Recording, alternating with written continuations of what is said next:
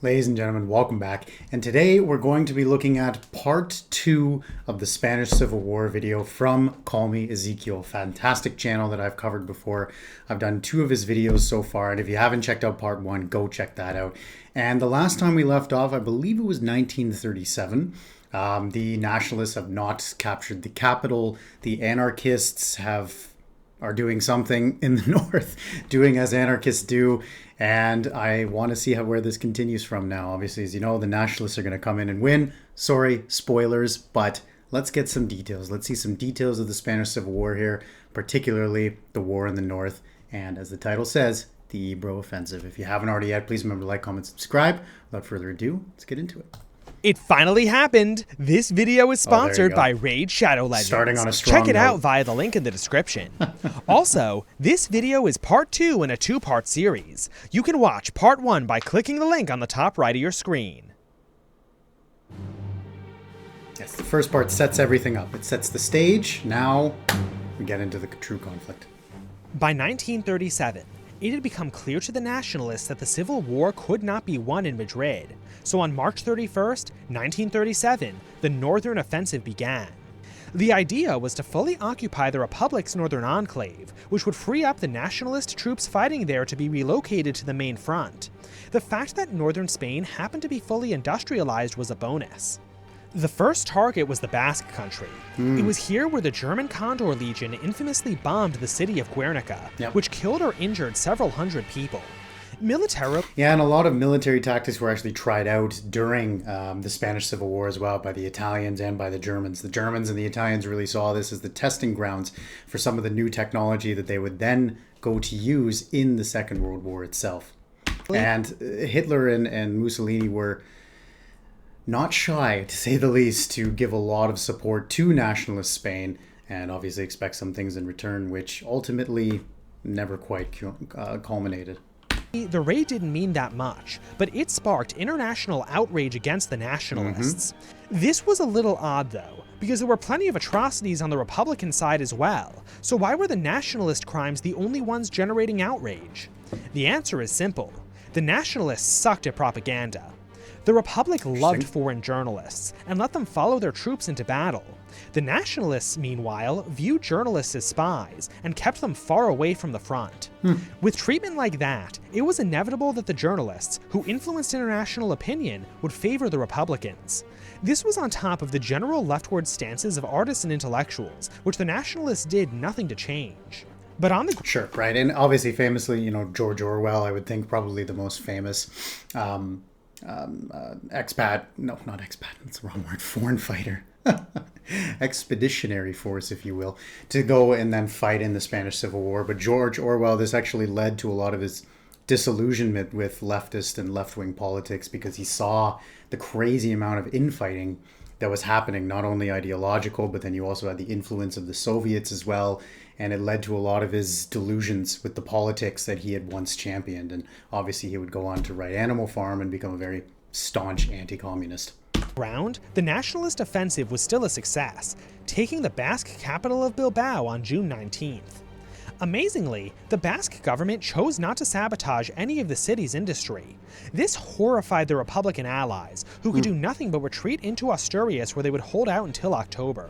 This campaign cost the nationalists 30,000 casualties, although with disproportionately few fatalities. The Basques and Republicans had similar casualties, but nearly a third of theirs were deaths. So what were the Republicans doing all this time? Well, exactly what you would expect. Good old-fashioned leftist infighting. But before... What did I say, right?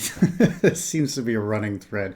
And as I just did a video on the German Revolution too, by Things I Care About, the new oversimplified, if you will, leftist infighting, right? Leftist infighting, leftist infighting. If there's one thing that they say about conservatives is that they know how to fall in line, right? And with leftist politics, you know, there seems to be more infighting. That might be untrue, but in the 20th century, it certainly seemed that way. Before we find out why, let's talk about this video's sponsor, Raid Shadow Legends, and its brand new animated show.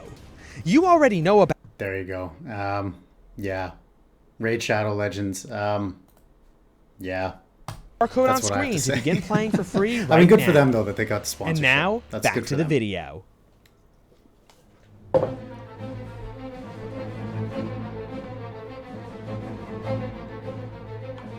Yep, civil war in the Civil War.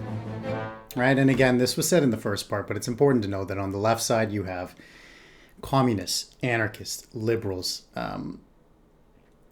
people that believed in social democracy. You had tons of different ideas for what the future of Spain should look like, what Republican Spain would look like, right? Whereas the right, we obviously did have disagreements as well between the phalangelists, I always screw that word up, the fascists and the monarchists as well, though the ideological differences were not as stark as they really were between, for example, liberals and communists. So before we talk about the Civil War within the Civil War, I need to disappoint you. It never happened. Nope. There were no front lines fought over by division-level formations. There were no major battles, and there was no independent anarchist society at war with both Republican and nationalist Spains. I'm sorry. Hearts of Iron 4 lied to you. Yep. Here's what really happened. I knew he was going to say that. He's As a big the war Hoi 4 dragged fan. on, the pro-Russian communists consolidated more and more power around themselves. This concerned the anarchists and non-Moscow aligned communists. They had even discovered that the Soviet NKVD was in total control of the Republic's secret police and used it to arrest, torture, and execute their political enemies, including anarchists and disloyal communists. Another sticking point was that the Spanish gold reserves, the fourth largest in the world, had been shipped to Soviet-controlled banks in Paris, where they were used to pay for military equipment at outrageous prices. Then, instead of actually giving that equipment to the Republic, the Soviets only gave it to units whose officers agreed to join the Communist Party, which meant that the military was quickly falling into Soviet control too. Yep.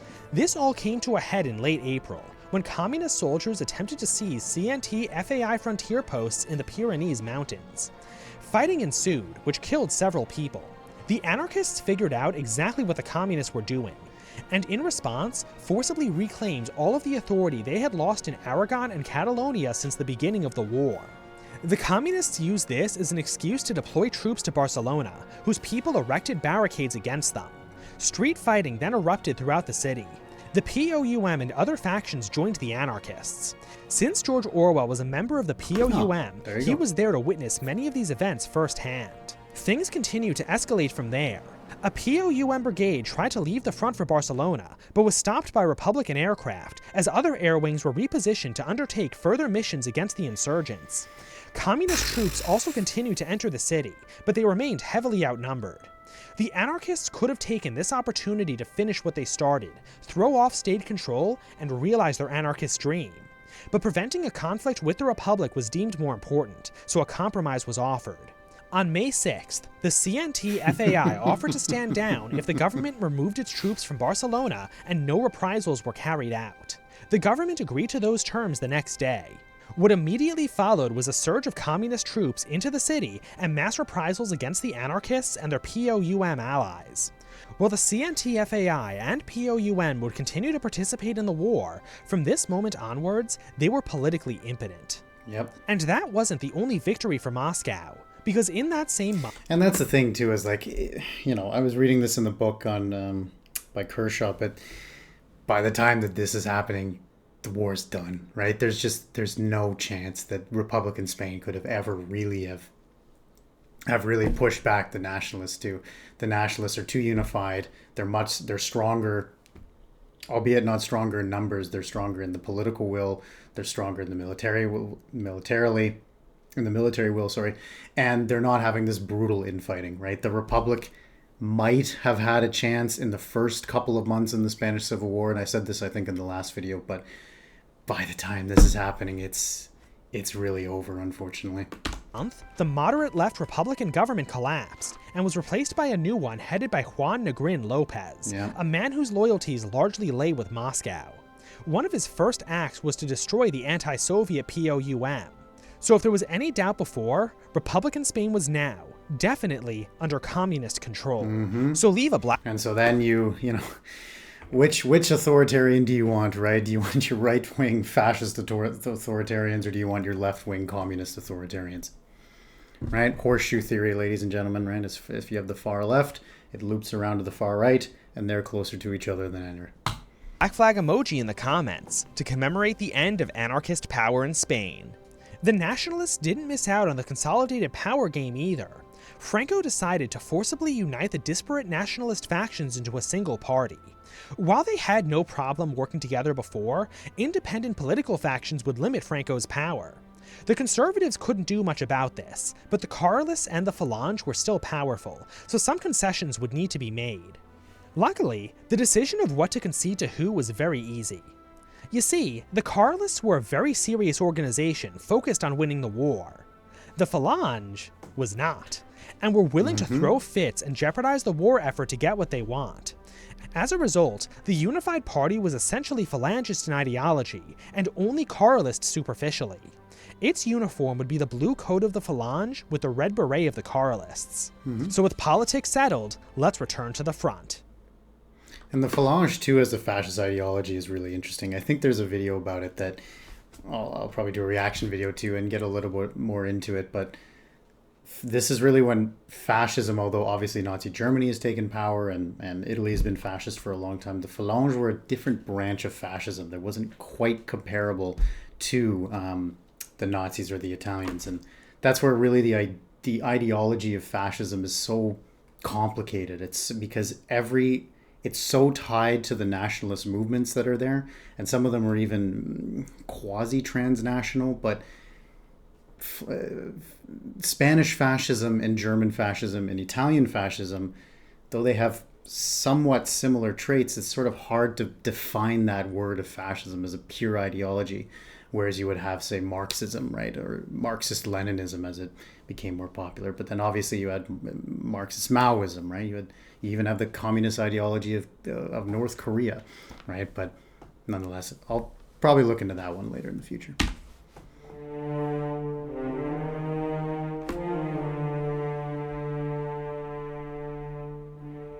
The weakness of Republican Spain's militias was made clear very early in the war. This prompted the government to put together a professional army. This concerned the anarchists, who knew that a standing army would be loyal to the state. But by this point, who cared what the anarchists thought? Besides, a professional military would be much easier for the communists to control. At the very least, a professional army would be much more capable of carrying out offensive operations, the first of which was about to begin. Now, let's suppose you were the supreme commander of the Spanish Republican forces and needed to select the target of your first major offensive. Where on this map would you attack? All right, well, I mean, you got a nice pocket here, obviously. You got a nice pocket here, of course. You can try and bring some relief to people in the north. Just a thought. I promise, this isn't a trick question. You probably selected here, the Extremadura region. It's a good choice. Extremadura is relatively flat, and maybe I'm too much of a Hoi 4 player, where here I just see an encirclement and here I see another encirclement. defended by some of the nationalists' weakest forces. Best of all, successfully taking it would cut nationalist territory in two. But here's the thing. You or someone else trying to win the war was not in charge of the Republic's military. I mean, yes. By this point, the communists were, and they had much more important concerns than winning the war. Like this. Have you ever heard of Extremadura before? Probably not, but the whole world knew about Madrid, so an offensive there would be a major propaganda event. So given the choice between furthering the war effort and securing Spain as a valuable communist ally, or a sick photo op outside of Madrid, the communists chose the photo op. Nice. Thus, the Battle of Burnett began, named after the village of Burnett west of Madrid. This battle was a disaster for the Republicans. Madrid was where the best nationalist troops were, and the Republican Air Force proved itself to be totally incompetent, massively outmatched by Germany's elite Condor Legion. Republican logistics also failed to keep up with the demands of the front. Soldiers regularly had to fight without ammunition or even water, a dangerous shortage in the Spanish summer heat. And to top it all off, 2 Republican scouts were captured, and revealed much of their plans to the nationalists. But none of that stopped the communist propagandists from bragging about the, quote, almost perfect attack plan, which, in the end, only moved the front by 50... Who are they bragging to, though, exactly? Is it foreign journalists? Are they bragging amongst themselves to Moscow? I don't know. ...kilometers. This was at the cost of 25,000 casualties, 1/3 of the Air Force, and 80% of the Republic's armor. This is also where George Orwell famously took a bullet through the throat. But That is don't pretty worry, hardcore. because another Republican offensive was on its way. Was it targeting Extremadura? Of course not. That would involve the communists admitting they had made a mistake, and they'd never do that. So instead, they planned a brand new offensive in an even worse region, the mountainous and well-defended Aragon front. Nice. This horrible front was selected not just because it wasn't Extremadura, but also because it was a great excuse to further weaken anarchist power in the region. As troops were deployed, anarchist leaders were arrested and their offices were raided. This Aragon offensive was a disaster for many of the same reasons as Burnett, failing to accomplish You gotta stay away from the mountain tiles, always. anything other than wasting men and materiel. And, even worse, as all of this was going on, the Nationalists defeated the last major Republican resistance in Asturias. If the Republic wanted to survive, something had to change.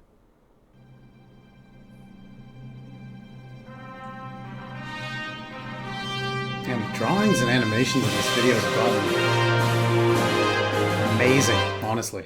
In spite of continued failures at the front, communist power behind the lines only grew. One of their victories was the consolidation of Spain's intelligence service into the SIM. The SIM ran its own network of secret prisons throughout Spain, where maltreatment and torture were the norm. They even operated a special camp just for members of the international brigades who they suspected of disloyalty. The treatment of the brigadiers got so bad that some even defected to the nationalists. Oof. All of this meant that the communists would continue to lead the war effort against the nationalists, who were now, for the first time in the war, in numerical parity with the Republicans. Yep. So did the Republic finally attack Extremadura? Of course not. That would make too much sense. Instead, their next scheme would be a 40,000-man offensive targeting the city of Teruel. This was a particularly odd move, though, because Franco was amassing his own forces nearby for an assault against Madrid. For the Republic, this offensive actually went well at first, and forced Franco to cancel his Madrid offensive. But the fighting became increasingly brutal as it neared Teruel, and got even worse as the December freeze set in. When the fighting reached Teruel itself, it was characterized by dangerous house-to-house fighting. Many civilians were also trapped in the city, and had to hide in basements and cellars, but the fighting went on for so long that some civilians, mostly children, perished from hunger before the fighting ended. As always, nationalist air dominance played a crucial role. It was during this battle when Peter Kemp, now serving in the Spanish Foreign Legion, records being accidentally bombed by friendly Italian aircraft, who had mistaken his unit for the enemy. After changing hands multiple times, the Republicans were... You know, that actually happens way more than I think we'd like to admit or that we'd like to remember, right? Friendly fire incidents, they happen far less now than before, but a lot of friendly fire incidents in the Second World War you can read about. Forced to abandon Teruel. This return to the status quo came at the cost of 60,000 Republican and 40,000 nationalist casualties. After so many Republican failures, initiative was reclaimed by the nationalists, who began what could have very well been a war-winning offensive. 27 divisions containing 150,000 men supported by 700 guns and 600 aircraft advanced from Aragon on March 9, 1938. Their objective was the Mediterranean. The Republicans, having spent all of their forces on the failed Teruel offensive, didn't just retreat from the nationalists, but routed. So on April 15th, Good Friday, Carlist Requetés reached the seaside town of Veneris, cutting the Republic in two for the second time. This offensive also saw the nationalists take most of Aragon.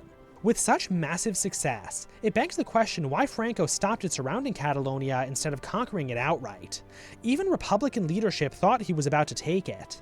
Well, Franco had become utterly convinced that the French would intervene in the war and take Catalonia for themselves. Interesting. The French had no such plans. So instead of taking... I was going to say, weren't French politics at this point rather dumpster fire-like, if I may use a academic term? I wonder what the rationale behind that was. That would be cool if he got into that. I'm very curious why he thought that France was just going to come down and scoop up Catalonia. I mean, especially at this point, 1938, right? The internal politics of France are really burning, you know. When are they not during the 1930s, but hey. Taking Catalonia, the nationalists launched smaller offensives in the area around their corridor to the sea to widen it. This didn't do much to help the nationalists, and while the Republicans were clearly bad at offensives, they did very well on the defensive here. For very little gain, the Nationalists suffered 20,000 casualties against the Republicans' 5,000. These nationalist mistakes meant that the Spanish Civil War would feature one last major battle, the Ebro Offensive. They've come to it.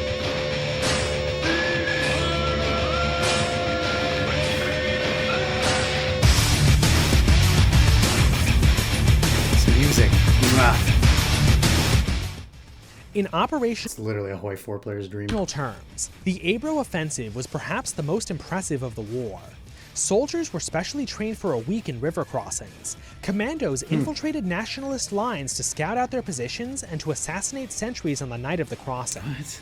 Republican logistics were even properly prepared to meet the demands of the front. When the offensive began on July 25th, the crossing was carried out expertly, and with such surprise that the Republic captured 4,000 men on the first day. Unfortunately, operations were the only area that saw improvement. Strategically, the offensive didn't make much sense. The idea was to reconnect Catalonia to the rest of Spain, but the region they would be capturing held little strategic value in itself, and the nationalists were militarily superior. Since the Republicans were relying on bridges to cross the Ebro River, Franco opened the Pyrenees dams at Tremp and Camisara. This fed 2 meters of water into the Ebro, which destroyed the vital bridges. The bridges were also made the target of nationalist airstrikes, some carried out by Germany's brand new Stuka dive bomber. The Republic's engineers found themselves in a cycle of rebuilding bridges each night when the bombers couldn't see them, only to have them destroyed in the daylight. As more nationalist reinforcements arrived, the Republican advance ground to a halt, and morale fell. Rather than cut their losses, Republican leadership decided to keep feeding men into the meat grinder. By the 18th of August, the Nationalists launched a final counterattack, which drove the Republicans back across the Ebro.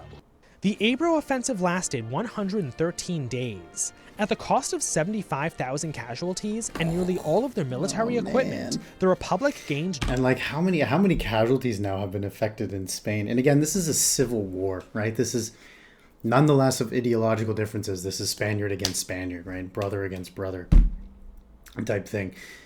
And now what, 500,000 casualties, more, less, even still in this one offensive alone, right? There's over 100,000 casualties, right? Over 150,000 casualties in 113 days. And I mean, obviously, you know, in my opinion, World War II really starts with the Sino-Japanese War, right, with the invasion of China.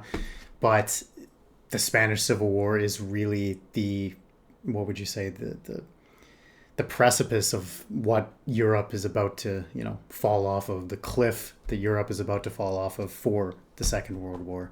No land, and only inflicted 60,000 casualties on the nationalists. This was made even worse by the fact that Moscow had long since lost interest in the war, so none of that equipment or manpower would be replaced.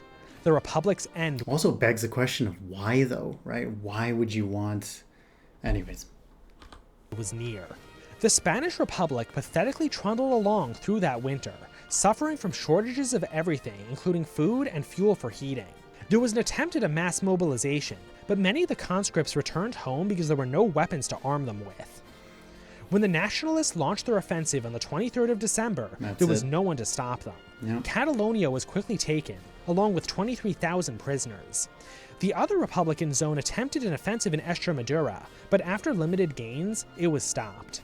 The Republic's government then collapsed, and was replaced by a military dictatorship that ousted Negrin and the Communists. They tried to surrender to Franco on the condition of no reprisals, but with nothing to bargain with, they were forced to accept an unconditional surrender. But they wouldn't even enjoy that dignity. On March 25th, the date they were supposed to hand over their air force, a combination of bad weather and poor maintenance made the handover impossible. When they tried to ask Franco for more time, he just ignored them and ordered his troops to advance along all fronts. The Republic's entire military collapsed the next day. Anyone who wasn't captured threw down their weapons and walked home. The Nationalists entered Madrid on the 28th, and the last of Spain was secured on the 31st. The Nationalists won the war. Pope Pius XII sent a message congratulating Franco. Lifting our hearts to God, we give sincere thanks with your excellency for the victory of Catholic Spain. And what's interesting too is that obviously, you know, there were there were atrocities that were committed against Catholic Spaniards in the Spanish Civil War on the side of the Republicans. There were what would you say, war crimes that were committed obviously on both sides here. But doesn't that just sting a little bit, you know, that you get Pope Pius himself with your excellency for the victory of Catholic Spain, and the people of Spain would then go to suffer under those policies for a while. But to be fair, Franco's legacy is, I would say, obviously it's becoming less, the viewpoint of Franco is becoming less sympathetic as time goes on, but it's certainly a mixed one. Efficient as possible, and top priority was I skipped that Spain. With the Civil War over, the task of rebuilding began. Spain's economy was in ruins, but Franco's top priority was autarky, to make the nation as economically self-sufficient as possible in expectation of another war. Didn't work. Spain was also full of prison camps, holding up to 500,000 inmates. Processing them commenced with individuals receiving anything from provisional liberties to forced labor to executions. But this system was very corrupt, and liberties could be purchased with bribes. However, anyone captured after the end of the war, usually as a member of a resistance group, was treated especially harshly. Foreign nationals, many from the international brigades, were kept in separate camps. One group was assigned to a labor detail, which was forced to rebuild the town of Belchite. They were told, "You destroyed Belchite, and you will rebuild it." Nationalist Spain would go on to be an Axis-leaning neutral during the Second World War. They sold raw materials to the Germans, and continued to fight communism with Division Azul, a force of volunteers who participated in the invasion of the Soviet Union. But all of this begs the question. But it's also important to note, too, that Franco and Hitler actually did have a few meetings, and Hitler pushed for France to join on the side of the Axis, but Franco demanded too much, right? Franco's demands were too high, and he also knew that Spain was ruined. Spain was completely ruined and was in absolutely no shape to declare war on the Allies at this point, right? Because then at that point you would have the British Navy as well as the American Navy and everything like this, not only then blockading, as well as then you're shut out of the international world and everything like this. And yes, you would obviously get more materials from the Axis, but Spain was in no position to be joining a war on the side of the Axis to go fight, especially when the calls increased around 1941, 1942, right? Question: what would have happened had the Republicans won the war? Well, if it's not probably a second one. Already obvious, given the swift and massive infiltration of communists into their government, a victorious Spanish Republic would have certainly been a communist state under the thumb of Moscow. Yep. The liberals were weak from the start, but even if they had managed to maintain some of their power, the communists spent their entire intervention preparing to fight a civil war against the liberals. Had such a contingency occurred, the liberals would have been totally isolated, having just destroyed the military and political right they would have needed as allies. The Spanish Civil War was also the single greatest opportunity to create an anarchist society since Nestor Makhno's Black Army in Ukraine. But just like Makhno, okay. rather than live up to their ideals, Yeah. they lost the chance by allying themselves with Moscow.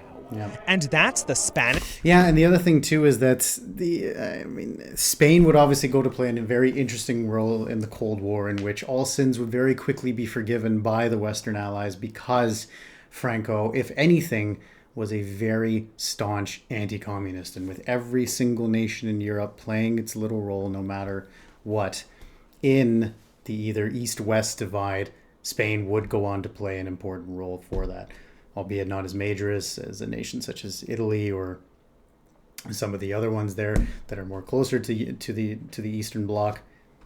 Nonetheless, it did have support of the international community and was slowly welcomed back into it after the war was completed and the Cold War was on. So yeah, that's the Spanish Civil War. I hope you learned something. I definitely did from these videos. I always enjoy CallMeEzekiel's, and go check out his other ones. He just released one on the Soviet Union in Finland.